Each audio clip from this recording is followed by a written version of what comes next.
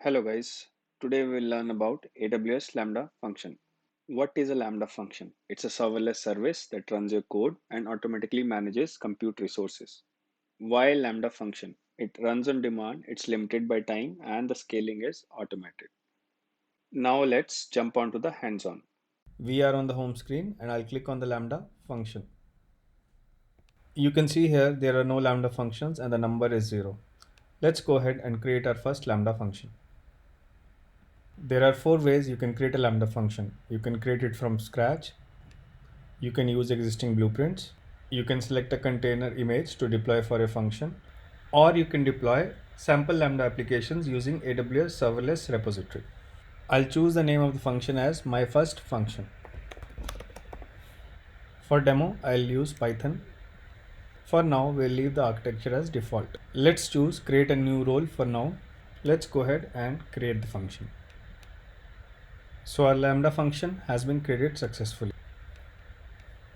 Here we can also see the code which will be running inside our Lambda. This Lambda takes an input event and returns a JSON with a body saying hello from Lambda. Let's go ahead and test it. First, I'll create an input event and I'll name it as test. Input event here is a simple JSON with key value pairs. Our test event has been created successfully. Now we can go ahead and test the Lambda. You can see here the Lambda has executed successfully and it is returned a JSON with a body saying hello from Lambda. Other details we can see here are our Lambda ran for 1.23 milliseconds. It was built for a duration of 2 milliseconds. Memory of the Lambda is 128 MB and we used only 36 MB. The init duration here tells us how much time it took for a Lambda container to spin up. It's also called as a cold start and is a very important interview question. We can click on the configuration tab here to see Lambda configurations. So our Lambda has a timeout of 3 seconds.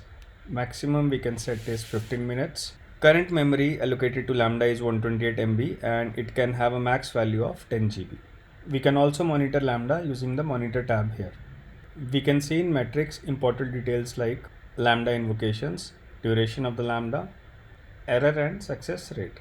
For Lambda logs, we can click on the logs tab here or we can click on view logs in CloudWatch. In the next video, we will see how to create a REST web service using Lambda function. Please like, share and subscribe if you liked the video. Thanks for watching.